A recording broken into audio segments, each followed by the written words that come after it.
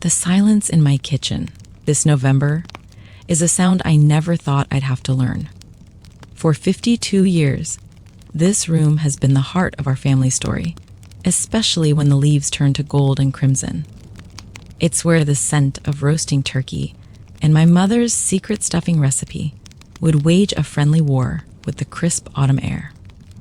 It's where laughter echoed off the copper-bottomed pots that hang, now still and quiet, above the stove. Those pots were a wedding gift from my late husband, Richard. He always said they were the instruments, and I was the conductor of our family's most beautiful symphony, Thanksgiving.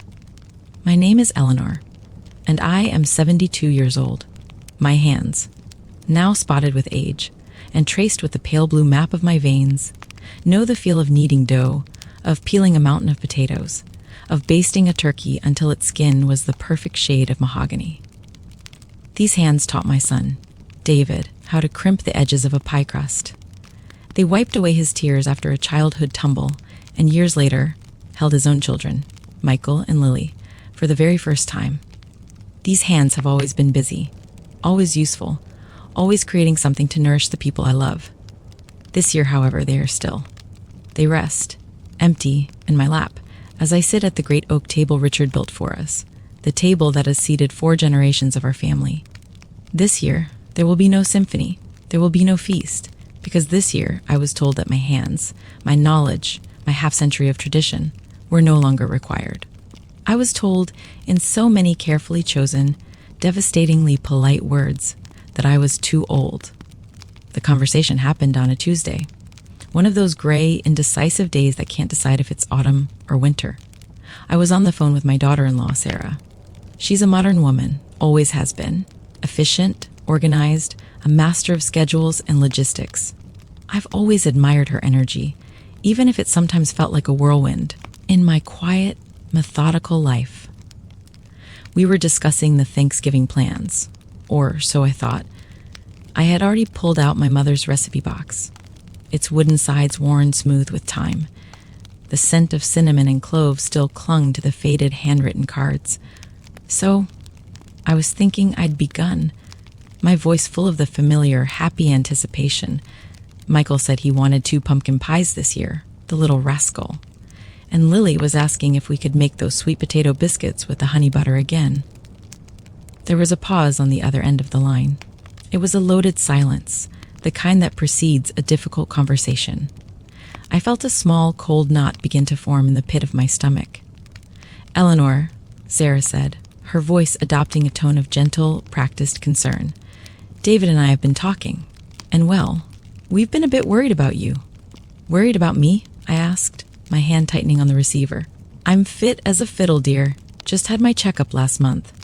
Doctor said I have the blood pressure of a woman half my age. I tried to laugh, but it came out sounding brittle. It's not that, she continued, undeterred. It's just, Thanksgiving is such a production. It's a marathon. All that cooking, the cleaning, the stress. You're 72, you shouldn't have to put yourself through that anymore. You deserve to relax and enjoy the day. To just be a guest. The word guest landed like a stone in a quiet pond. A guest? In my own home? At my own table? The table my husband built. The thought was so alien, so utterly wrong, that I couldn't form a reply. She took my silence as agreement and pressed on, her voice warming with the success of her pitch. We were thinking, maybe we could do something different this year. There's a wonderful catering company in town that does a full Thanksgiving spread. Turkey, all the trimmings, pies, everything. We could just have it delivered. No fuss, no mess. It would be so much easier for you. Easier for me. The phrase echoed in my mind. She thought this was about ease. She thought my tradition, my labor of love, was a burden, a chore to be outsourced. She saw the work, but she didn't see the meaning. She saw the strain, but she didn't see the joy. I finally found my voice, though it was thin, reedy. Sarah, I enjoy doing it. It's not a burden. It's what I do. It's for Richard. It's for the children. It's for all of us. I know, she said, her tone placating, as if speaking to a child who didn't understand what was best for them. And we all appreciate everything you've done over the years, truly. But times change. We just want to take the pressure off. Honestly, Eleanor, you're just getting a little too old to handle it all on your own. There it was, the final brutal sentence. Too old.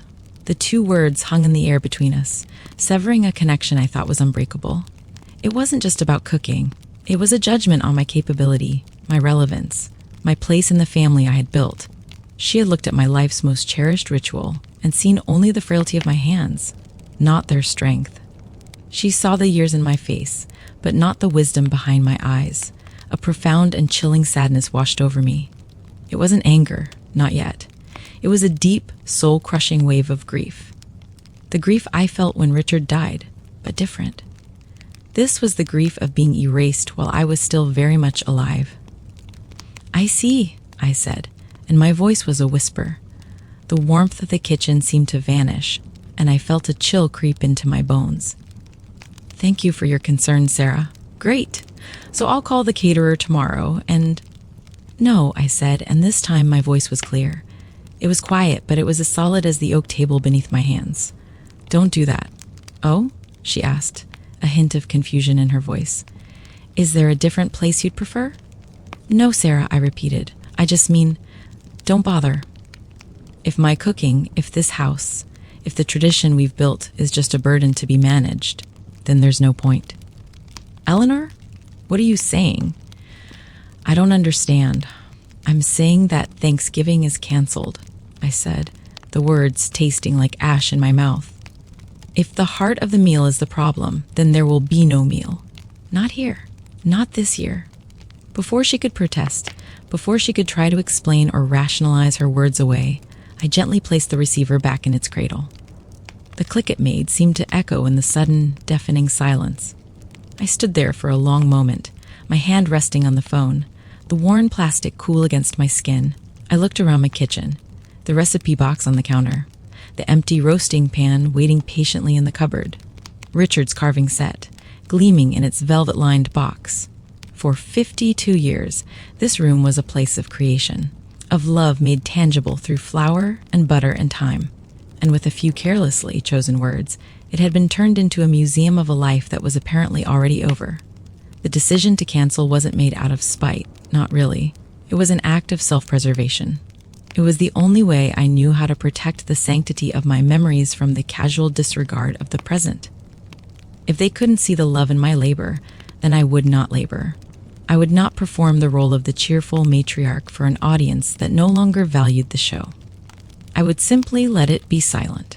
And in that silence, I would sit with my ghosts and my memories, the only guests who truly understood what had been lost.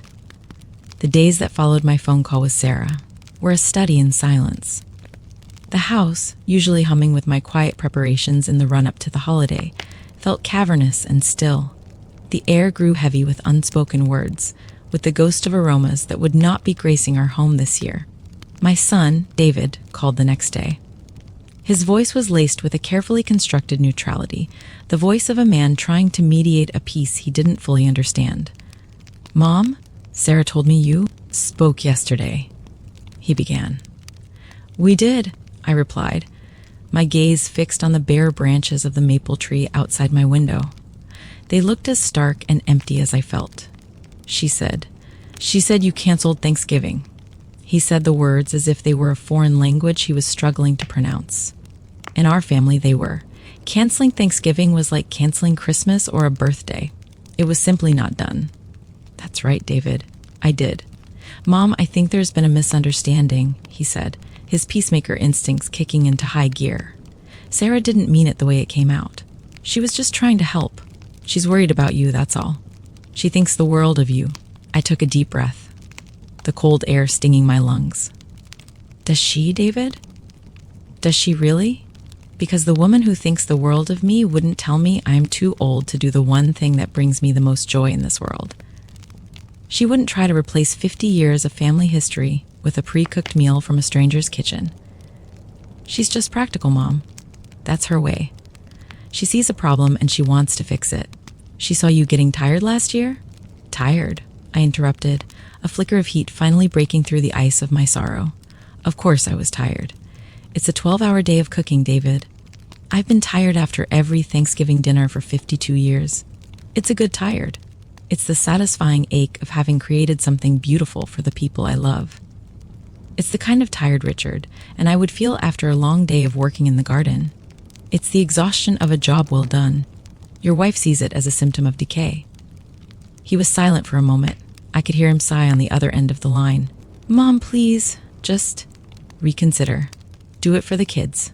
Michael and Lily are so excited. The mention of my grandchildren was a deliberate, calculated blow, and it landed perfectly. I felt a pang in my chest so sharp it made me gasp. The thought of their disappointed faces, of them missing out on the traditions I had so carefully cultivated for them, was almost enough to make me relent. Almost. The children are the reason I'm doing this, I said, my voice trembling slightly. I don't want them to grow up thinking that traditions are disposable. I don't want them to learn that when a person gets older, their contributions are no longer valuable and can be easily outsourced. I want them to see that love takes effort, that family is built on more than just convenience. What lesson does a catered meal teach them, David? That when things get a little difficult, you just pay someone to take care of it? He didn't have an answer for that. We ended the call soon after with a stilted, unhappy exchange of goodbyes. I knew I had hurt him, and that knowledge was another stone added to the weight in my heart. But it was a hurt born of a deeper wound, one that I couldn't simply ignore for the sake of a peaceful holiday. That weekend, I found myself wandering through the house like a ghost. Every room was a vessel of memory. In the living room, I ran my hand over the worn velvet of Richard's armchair. I could almost see him sitting there, a book in his lap, smiling at me over his reading glasses as the scent of baking bread filled the house. He was always my first taste tester, my most enthusiastic audience. He understood the language of food. For him, my cooking wasn't just sustenance, it was a love letter he could taste. What would you do, Richard? I whispered into the empty room. Would you tell me I'm being stubborn? Or would you understand? I found myself drawn to the attic, a place I hadn't visited in years. The air was thick with a smell of old paper and cedar. Dust motes danced in the single beam of light from the round window. I was looking for something, though I wasn't sure what. A distraction, perhaps. A tangible piece of the past to hold on to. In a large, forgotten steamer trunk tucked under the eaves, I found a collection of old photo albums, and beneath them, a stack of letters tied with a faded blue ribbon. They were the letters Richard had sent me during the first year of our marriage, when his work as an engineer took him away for weeks at a time. I carried the bundle downstairs, my heart thumping a slow, heavy rhythm. I sat at the kitchen table, the site of my recent heartbreak, and carefully untied the ribbon. The paper was brittle, the ink faded to a soft gray, but his handwriting was as clear as the day he'd written it. I began to read, and with each word, the cold, silent kitchen began to fill with the warmth of his love. He wrote about his work, about the lonely hotel rooms, about how much he missed the simple comfort of our home. And in almost every letter, he wrote about my cooking. October 12th, my dearest Eleanor, I had dinner with the clients at a fancy restaurant tonight. The food was expensive, and the plates were decorated like works of art, but it all tasted like nothing. All I could think about was your beef stew, and the way the whole house smells of it on a chilly evening. That is the taste of home, my love, and I miss it more than I can say. November 5th. I'm counting the days until I'm home for Thanksgiving. I've been telling the men here about your turkey, how it's always so juicy, and they think I'm exaggerating. I told them about your apple sausage stuffing and the gravy you make, the one that's so good it should be illegal. You turn a simple meal into an event, a masterpiece. It's not just food, Ellie, it's you. It's your love on a plate. Tears streamed down my face, blurring the words. I clutched the thin paper to my chest, a sob escaping my lips. He had seen. He had always, always seen. He had understood that what I did in this kitchen was not a chore. It was my art, my craft, my purest expression of love. And his words, reaching out to me across the decades, were a balm to my wounded spirit. Sarah's words had made me feel diminished, ancient, irrelevant. Richard's words made me feel cherished, essential, timeless. It was as if he was sitting right there with me, holding my hand, reminding me of who I was. I wasn't the frail old woman Sarah saw. I was Eleanor, the woman who could turn flour and butter into magic, the woman whose love on a plate could make a lonely man feel at home from 1,000 miles away. The next phone call came on Monday. It was Sarah. Her tone was different this time. It wasn't conciliatory, it was frustrated, bordering on angry. "Eleanor, this has gone far enough," she said, dispensing with any pleasantries. "David is miserable. The children keep asking what's going on. And I'm at my wit's end. I've apologized." "No, you haven't, Sarah," I replied calmly. Richard's letters stacked neatly on the table beside me, a silent source of strength. "You haven't apologized for what you said. You've only expressed frustration that I reacted to it." "I was trying to help," she exclaimed, her voice rising. "I have a demanding job, 2 kids, a house to run. I thought making one day easier would be a good thing. I don't have the luxury of spending 3 days preparing a meal." I tried to find a modern solution. "And in doing so, you told me that my way, the way I have built this family's memories for 50 years, is obsolete. You didn't ask to help me. You didn't suggest we cook together. You didn't ask me to teach you my recipes so you could carry them on. You offered to replace me with a catering service. Can you honestly not see the difference?" There was a long, heavy pause. I could hear her breathing. When she finally spoke, her voice was quiet, stripped of its earlier anger. "So what now? We just don't have Thanksgiving. We let the kids down because of some semantic argument." "It isn't semantics, Sarah. It's about respect. It's about seeing me as a person, not a problem to be solved," I said. "And yes, that's exactly what's happening. There will be no Thanksgiving here this year. Perhaps it's a good opportunity for you and David to create your own traditions, ones that are more efficient." I ended the call, my hand not trembling this time. The conversation had clarified everything. This wasn't just a simple misunderstanding. It was a fundamental clash of values, a chasm between 2 different ways of seeing the world. Sarah saw tradition as an inconvenience, a relic of a bygone era. I saw it as the glue that holds a family together, the narrative thread that connects one generation to the next. I spent the next few days in a strange state of peaceful melancholy. I packed away Richard's letters, the warmth of his words tucked safely back in their ribbon. I looked at the empty calendar on the wall, the Thursday marked only by a blank white square. I didn't regret my decision. It was a painful choice, but a necessary one. It was a stand for my own dignity, for the value of a life lived with purpose and love. If my own family couldn't see that, then a shared meal would be nothing but an empty ritual. A feast of strangers sitting at my husband's table, and I would rather have the silence. I would rather dine with my memories, in the quiet, hallowed space where I was still loved and still seen. The week of Thanksgiving arrived with a quiet, gray dignity. Each morning, I woke up expecting to feel the familiar flutter of anticipation, the mental checklist of tasks to be done. Instead, there was only a profound stillness. The air in the house was thin, lacking the rich, layered sense of baking and spice that had always been the herald of the holiday. It felt like the house itself was holding its breath. I tried to keep busy. I tidied rooms that were already tidy.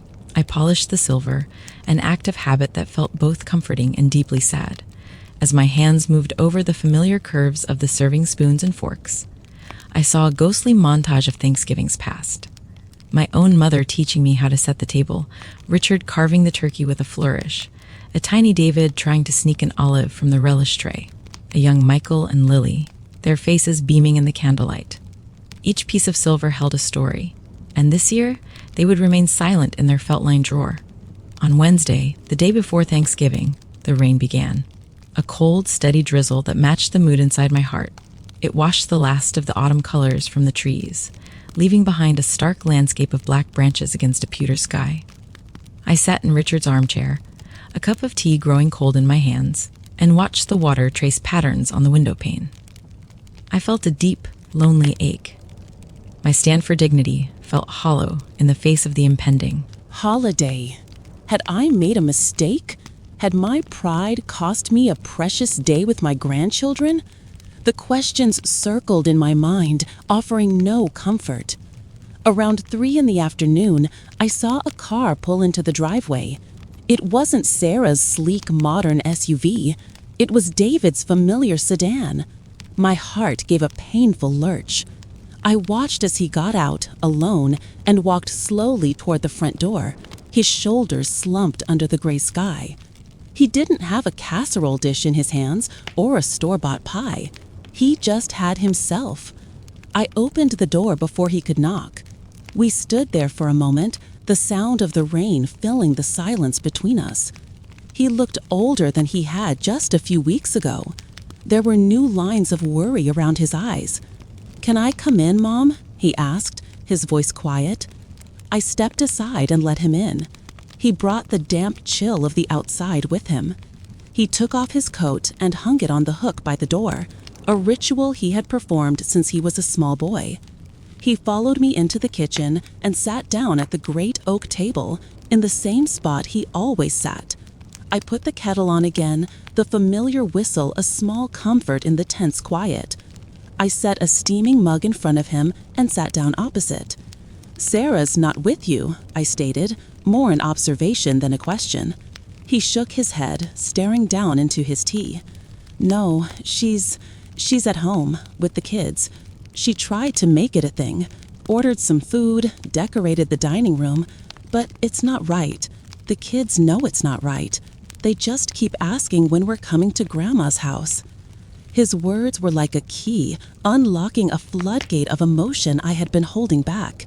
A tear slipped down my cheek, and I quickly wiped it away. David looked up, his eyes meeting mine. They were filled with a sorrow that mirrored my own. "I'm sorry, Mom," he said, his voice thick. "I'm so sorry. I messed up. I should have understood." He reached across the table and took my hand. His was warm and strong, but I could feel a slight tremor in it. "I've been thinking about it all week, about what you said, about respect and tradition, and about Dad." He paused, swallowing hard. "I remember him, you know. I remember how he'd sit in his chair, pretending to read the paper, but really he was just watching you conduct your symphony like you always called it. His face, he looked so proud, so happy." Another tear fell, then another. I didn't try to hide them this time. "I didn't get it," David continued, his grip on my hand tightening. "I let Sarah's world, her way of doing things, cloud my judgment. Her life is all about efficiency, about finding the easiest path from A to B. And she loves me, and she loves the kids, and she even loves you in her own way. But she doesn't understand that sometimes the hardest path is the one with the most beautiful view. She doesn't understand that the work is the love." He finally said it, the words I had been longing to hear, the words that validated my feelings and healed the deepest part of the wound. He understood. My son, my boy, he understood. "I don't know how to fix this, Mom," he admitted, his voice cracking. "I feel like I'm standing between two worlds, and I failed both of them. Sarah's hurt, and you're hurt, and the kids are caught in the middle." I squeezed his hand. "You're here, David," I said softly. "That's a start. That's more than a start. It's everything." We sat in silence for a while longer, the rain drumming a gentle rhythm against the roof. The silence was different now. It was no longer empty and cold, but filled with a shared understanding, a quiet mending. Then I had an idea. It was a fragile thing, a tiny spark in the darkness, but it felt right. "It's too late to make a whole Thanksgiving dinner for tomorrow," I began, my voice gaining a bit of its old strength.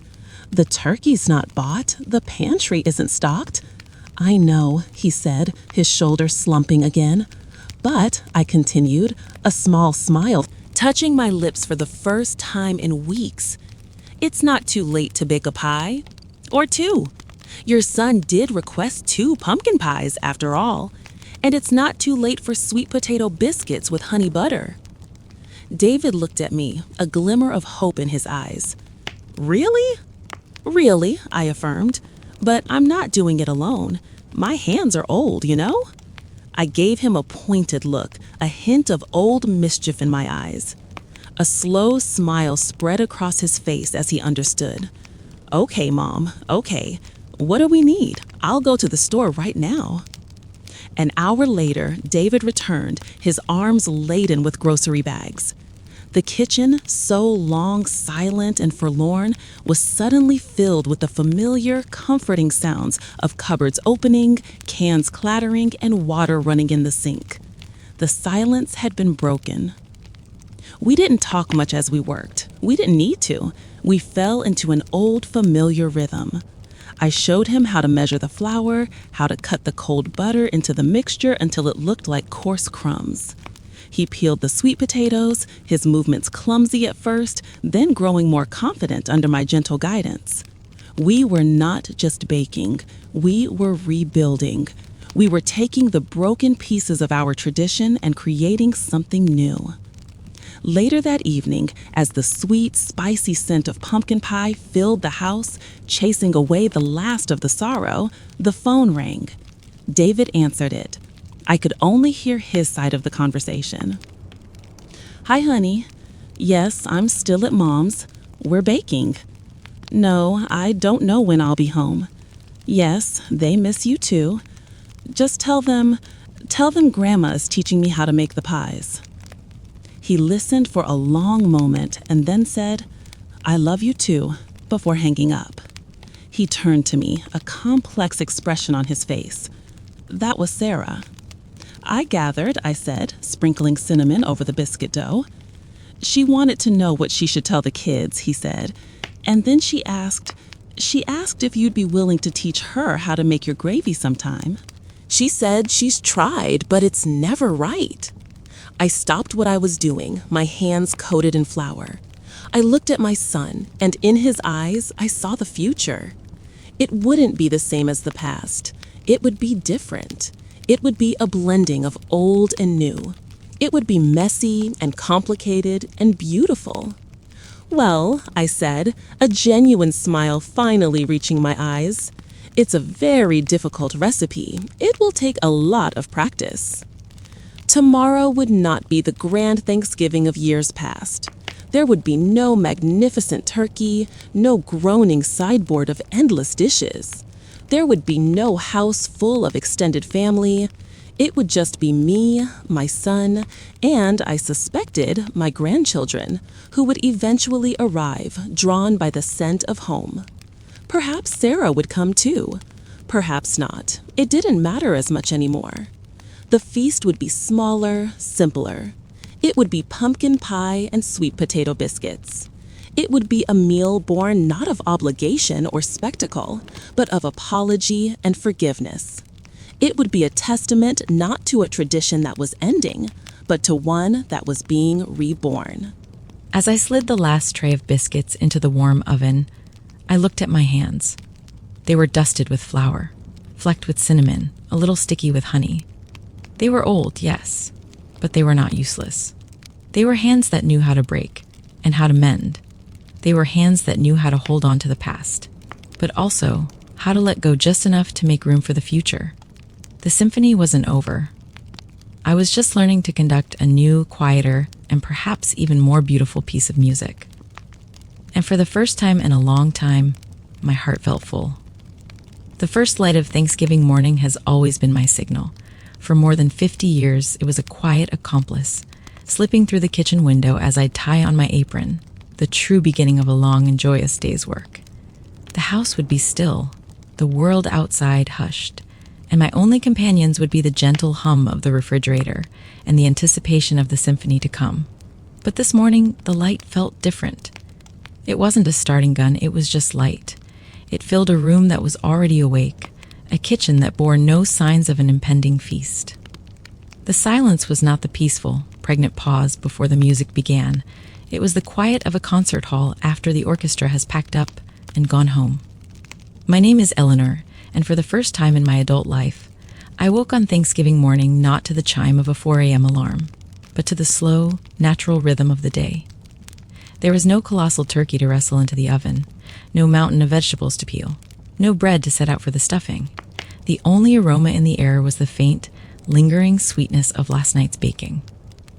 On the cooling racks by the window sat the evidence of our small rebellion, our quiet reconciliation, 2 perfect pumpkin pies, and a platter of golden brown sweet potato biscuits. They looked almost lonely, a small offering in a space designed for abundance. David was asleep on the sofa in the living room. He had refused to go home last night, insisting he stay, as if his presence could ward off the loneliness he knew this morning would bring. I found a spare blanket and a pillow for him, and as I tucked him in, a wave of memory washed over me. He looked so much like he did as a boy, fallen asleep after a long day of playing outside, his face peaceful in the soft glow of the lamp. My heart ached with a fierce, protective love. He was a good man, caught between the woman who raised him and the woman he had chosen to build a life with, a difficult place for any heart to be. I made a pot of coffee, the aroma a small, familiar comfort. As I sat at the oak table, cradling the warm mug in my hands, I felt a strange mix of sorrow and peace. The gaping hole left by the absence of our grand tradition was real and painful. I grieved for the noise, the chaos, the happy clutter of family filling every corner of my home. But beneath that grief, there was a quiet current of relief. My stand had been taken, my voice had been heard, and my son had come back. In a way, I had lost Thanksgiving, but I had gotten my son back, not as a child who simply obeyed, but as a man who understood. He stirred and came into the kitchen a little while later. His hair rumpled from the sofa cushions. He poured himself a mug of coffee and sat down across from me, the way he had just the day before. We didn't speak of the holiday. We talked about the weather, about a book I was reading, about a funny thing his daughter Lily had said last week. We were carefully, deliberately, creating a new kind of normal for this day. We were building a small pocket of peace, a sanctuary from the weight of expectation and disappointment. Around 9 o'clock, the phone rang, its sharp trill cutting through our quiet conversation. We both froze, looking at it as if it were a strange artifact. It had to be Sarah. No one else would call this early on Thanksgiving morning. David made a move to get up, but I put a hand on his arm. "I'll get it," I said. It was time. I picked up the receiver, my heart beating a steady, cautious rhythm. "Hello? Eleanor?" "It's Sarah." Her voice was subdued, stripped of its usual brisk efficiency. It sounded fragile. "Good morning, Sarah," I replied, my own voice calm and even. There was a pause, and I could hear the faint sound of children's voices in the background. "Good morning," she said finally. The kids are asking when they can see you and Daddy. They know you made pie." The mention of the children was still a tender spot, but it was no longer the weapon it had been before. It was simply a fact. They were children, and they wanted their family. "David and I were just having some coffee," I said. Another silence stretched between us. I knew this was difficult for her. Sarah was a woman of action, of plans and solutions. Apologies and emotional nuance were not her native language. She was trying to navigate a foreign country without a map. "What time?" she started, then stopped. She took a breath and began again. "Would it be all right if we came over? In a little while?" I don't want to intrude. The phrase, "I don't want to intrude," was so unlike her, it was almost jarring. In the past, she would have announced her arrival time as a settled fact. This question was an olive branch. It was an acknowledgement that she was no longer in charge of the schedule, that she was asking permission to enter a space she had previously tried to manage. "Of course, dear," I said, and the words came easily. "The pies are here waiting for you. Come whenever you're ready." "Okay," she whispered. "We'll be there around 11. When I hung up the phone, I looked at David. He had been watching me, his expression anxious. "They're coming," I said. He let out a long breath he seemed to have been holding since the phone first rang. "Good," he said, a real smile finally reaching his eyes. That's good. As the hour of their arrival approached, a nervous energy began to fill the quiet house. I found myself tidying things that were already tidy, just as I had the day before. David started a fire in the hearth, the crackle and pop of the logs, a cheerful, welcome sound. We were both nesting, preparing, bracing ourselves for the next chapter of this difficult story. I didn't know what to expect, what Sarah would say or do.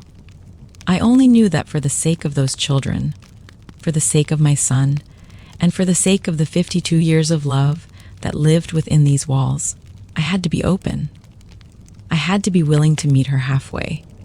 When their car pulled into the driveway, I watched from the window. Sarah got out first, then moved to the back to unbuckle the children. Michael and Lily came bursting out of the car and ran for the front door, their faces bright with excitement, their small hands clutching a bouquet of supermarket flowers. They were the advance guard, the ambassadors of innocence. I opened the door, and they barreled into me, wrapping their arms around my legs. "Grandma, we missed you. Daddy said you made 2 pies," Michael shouted. "Did you make the biscuits with the special butter?" Lily asked, her big blue eyes looking up at me. I knelt down, my old knees protesting slightly, and hugged them tightly. The scent of fresh air and childhood clung to them. "I did, my sweet girl. I made them just for you." Over their heads, I saw Sarah approaching. She was walking slowly, hesitantly. David had come to stand beside me, his hand resting on my shoulder. Sarah stopped a few feet away, her eyes meeting mine. In her hands, she held a large, foil-covered dish. "Hi," she said softly. "Hi, Sarah," David and I said almost in unison. There was a beat of awkward silence, broken by Michael tugging on my sweater. "Can we have pie now, Grandma?" I laughed, a real, genuine laugh. "Not just yet, you little rascal. We have to have some real food first."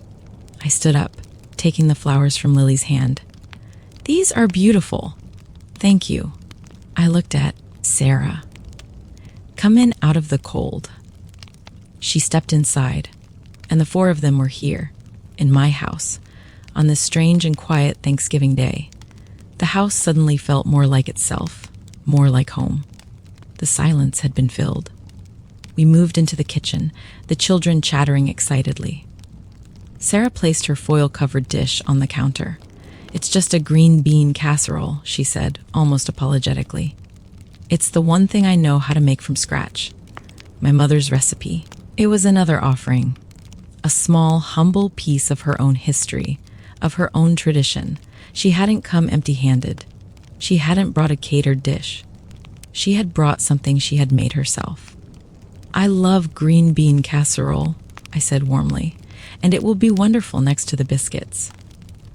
The atmosphere was still thick with unspoken things, but the children acted as a buffer, their simple joy creating a safe space for the adults. They wanted to see the pies, to help set the table with the good plates, to tell me about school and their friends. As I listened to them, I watched Sarah. She moved around my kitchen with an uncharacteristic uncertainty. She wiped down a counter that was already clean. She organized the napkins David had set out. She was trying to find her place in this new, fragile landscape. After the children had been occupied with a coloring book at the big table, Sarah and I found ourselves alone in the kitchen for a moment. David had taken the casserole to put it in the oven to warm. "Eleanor," she started, her back to me as she stared out the window at the rain-soaked garden. I know David said he apologized for me, and I know I was awful on the phone. But I wanted to say it myself. I am so sorry. She turned to face me then, and I was struck by how tired she looked. The usual armor of her confidence was gone. In its place was a raw vulnerability that I had never seen in her before. "I didn't understand," she continued, her voice quiet and earnest. "My family, we never had anything like this. My mom worked 2 jobs. Holidays were stressful. We did whatever was easiest. A bucket of chicken on Christmas was a good year. When I met David and came here for my first Thanksgiving, I was just overwhelmed. It was like something out of a movie. All this food, this beautiful house, this perfect family. I never felt like I could measure up to it. To you." Her confession hung in the air between us, a shocking, unexpected truth. All this time, I had seen her efficiency and her modern ways as a judgment on my own.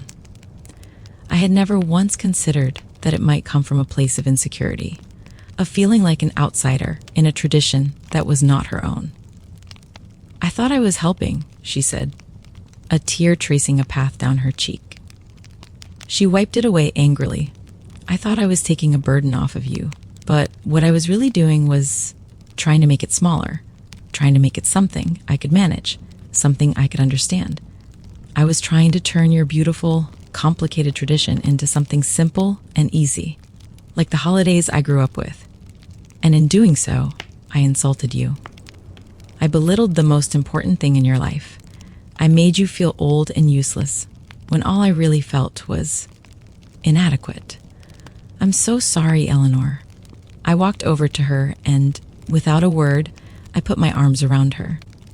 She was stiff at first, surprised by the gesture, but then she seemed to collapse into the embrace, her shoulders shaking with silent sobs.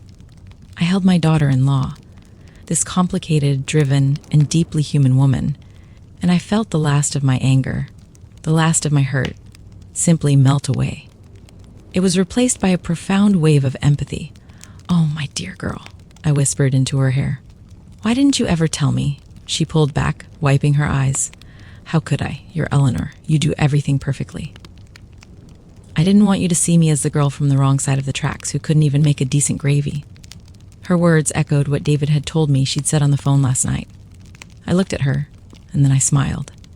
"Well," I said, my voice gentle, "the casserole is warming, the biscuits are ready, but we don't have any gravy, and you can't have Thanksgiving, no matter how small, without gravy."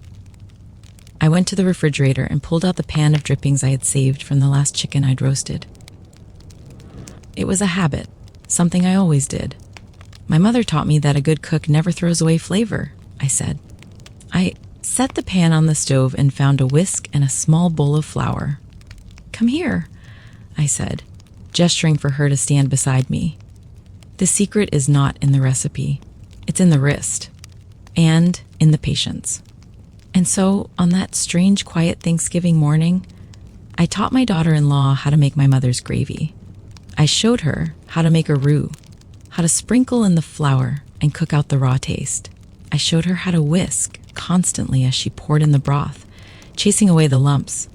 She was clumsy at first, her movements jerky and uncertain, but she listened, she watched, and slowly her whisking found a rhythm. As we stood there, side by side, the rich, savory aroma of the gravy began to fill the kitchen, mingling with the sweet scent of the pies.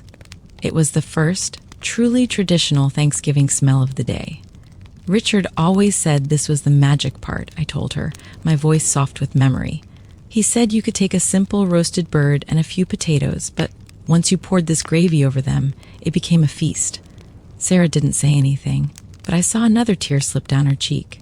This one, however, she didn't wipe away. Our Thanksgiving meal was a beautiful, mismatched affair. We sat at the great oak table, which felt enormous, with just the 5 of us. We had my sweet potato biscuits, Sarah's green bean casserole, a simple roasted chicken that David had picked up from the store that morning, and a bowl of my perfect lump-free gravy. And for dessert, 2 pumpkin pies. It was not the feast of years past. It was something smaller, quieter, and infinitely more precious. The food on our plates was secondary to the feeling in the room. It was the feeling of a family that had weathered a storm and come out on the other side, a little battered, but with a new and deeper understanding of one another.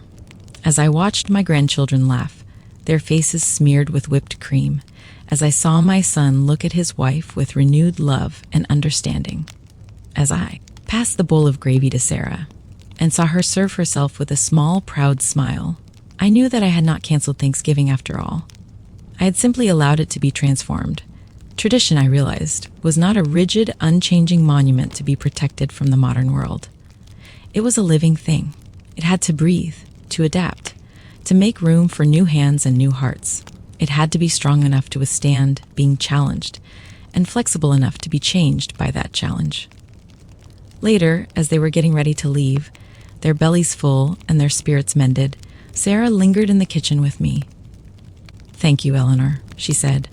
"For everything. For teaching me." I went over to my mother's old wooden recipe box. I thumbed through the faded, spidery script on the index cards until I found the one I was looking for. The card was soft with age, stained with spills from decades past. I held it out to her. "For your mother's gravy," it read. She took it from me, her fingers tracing the old handwriting as if it were a sacred text. "I'll treasure this," she whispered. "It's not a treasure," I said, smiling. "It's a map, and it's meant to be used. The corners are supposed to get worn, and it's supposed to get new stains on it. Your stains." After they had gone, I stood in the quiet of my kitchen, the lingering warmth of the oven and the faint scent of gravy still hanging in the air. The silence returned, but it was a different silence now. It was not the sound of absence, but the sound of peace. It was filled with the echoes of children's laughter and the memory of a heartfelt apology.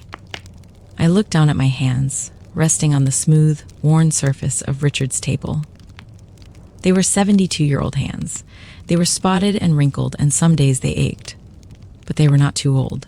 They had baked pies that had mended a broken bridge. They had taught a new generation the secret to an old recipe. They had held a family together. And I knew, with a certainty that settled deep in my soul, that they had many, many more symphonies left to conduct. The house settled into a deep and peaceful quiet after they left. It was a different kind of silence than the one that had haunted me for weeks. That silence had been a void, a cold and empty space where life used to be. This was a gentle quiet, the soft exhale after a day filled with tentative words, warm food, and the hesitant mending of a family torn at the seams.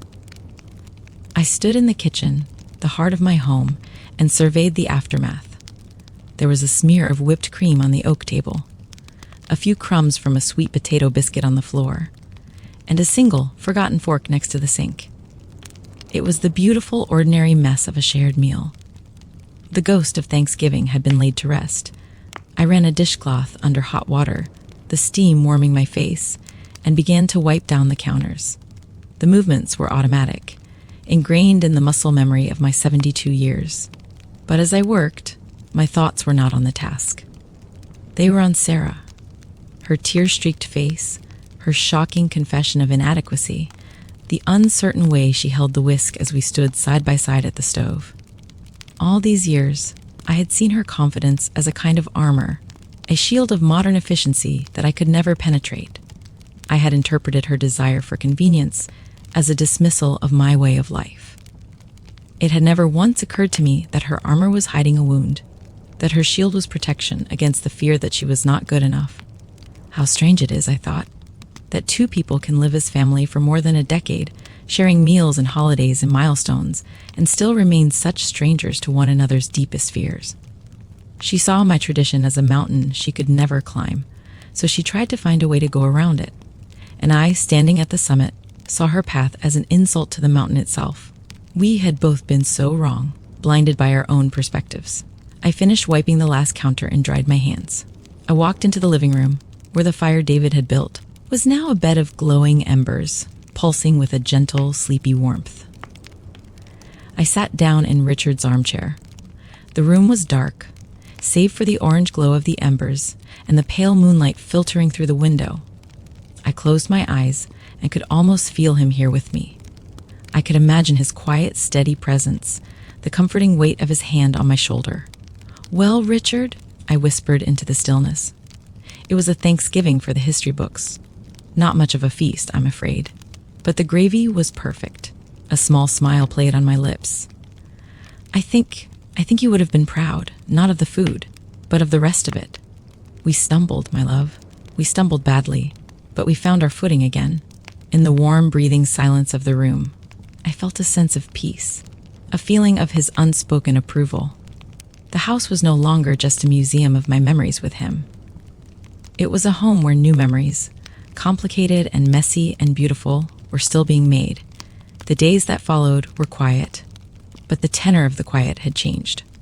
The phone, which had once felt like an adversary, was now a welcome connection. A few days after the holiday, Sarah called, not to plan or organize, but just to talk. She told me a funny story about Michael's school play. I told her about the squirrel that was taunting me from the bird feeder. It was a simple, meandering conversation, the kind that friends have. It was a conversation we had never had before. Then, about a week later, she called with a question. "Eleanor," she said, and I could hear a smile in her voice. I tried to make the gravy again. For a chicken I roasted last night. It was better than wallpaper paste this time, more like a respectable glue.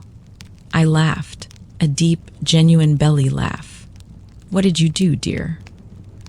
"I think I rushed the roux," she confessed. "I got impatient, and it burned a little." "Ah, the roux," I said, settling into my chair for a long chat. "It is a test of character. It cannot be rushed. It demands your full attention. You have to whisper sweet nothings to it and threaten it a little bit. It's a relationship, you see." She laughed with me, and in that shared moment of humor over a cooking mishap, I felt the final wall between us crumble into dust. We were no longer matriarch and successor, traditionalist and modernist. We were just two women, two mothers, trying to feed the people we loved. As December began to dust the world with frost, and the first whispers of Christmas appeared in the neighborhood windows, the inevitable conversation arose. David called me, his voice carefully neutral, just as it had been after the first fallout. But this time, the neutrality was not born of tension, but of respect. "Mom," he said, "we were starting to think about Christmas, and we were wondering what you wanted to do this year." The question was a gift. Not "here is the plan," but "what do you want?" It was a small shift in language that represented a seismic shift in our family dynamic. I thought for a moment, looking at the bare branches of the maple tree, now laced with a delicate layer of frost. I thought of my big, empty kitchen. I thought of the years of doing it all myself, the joyous exhaustion, the pride. And then I thought of a nervous, determined woman learning to whisk, of a shared joke over burnt flour, of a bridge being built. "I was thinking," I said slowly, a new idea taking shape in my mind, "that it's a very big meal for one person, or even two. Why don't you and Sarah and the children come here on Christmas Eve, and we can make it a family project. We'll all cook together. The kids can make cookies. Sarah and I can tackle the main course. You, my boy, can be in charge of peeling potatoes, just like when you were 10. I could hear the relief and the joy in his sigh. "Mom, that's a wonderful idea. I'll ask Sarah. I know she'll love it." And she did. Christmas Eve arrived, not with a quiet flurry of solitary work, but with a joyful, chaotic storm of activity. My kitchen, which had felt so cavernously empty just a month before, was now overflowing with life. Michael and Lily were at the oak table, diligently decorating sugar cookies with more frosting and sprinkles than the cookies themselves could hold.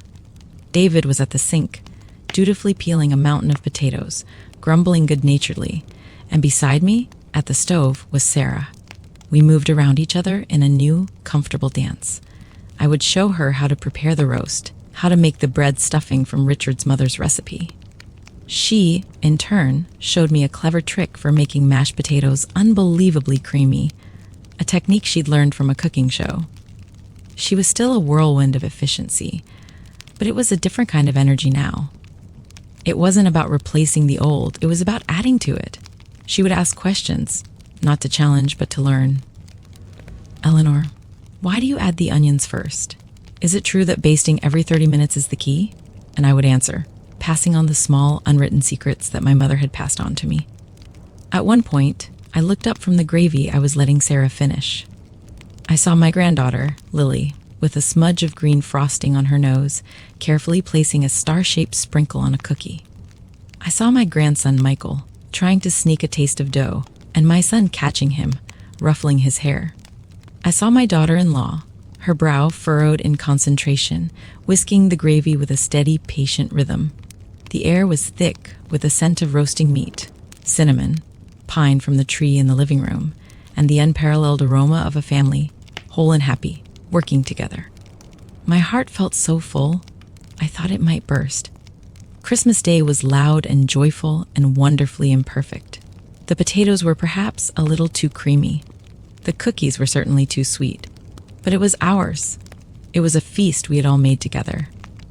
As we sat around the table, the candlelight dancing in the eyes of my grandchildren, David stood up to make a toast. He raised his glass, his gaze sweeping over all of us. "I'm not one for speeches," he began, his voice thick with emotion. "But I just wanted to say, this year I've learned something. I learned that family isn't just about showing up. It's about listening, and it's about honoring the past while not being afraid to make a new future. I am so grateful for the two incredible women in my life," he said, looking first at me and then at his wife. My mother, who built our family's history, and my wife, who is helping us build its future. To family, we all echoed. As I looked around the table, at the faces of the people I loved more than life itself, I thought about the words Sarah had used weeks ago. Too old. I realized then that she had been both completely wrong and, in a strange way, absolutely right.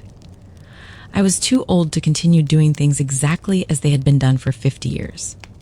I was too old for the silent assumption that I would and could carry the entire weight of our traditions on my own shoulders.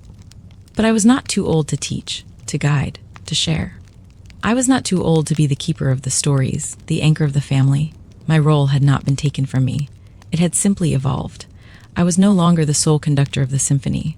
I was now the composer, the one who had written the music, content to watch and listen and smile as new hands learned to play the beautiful, familiar score.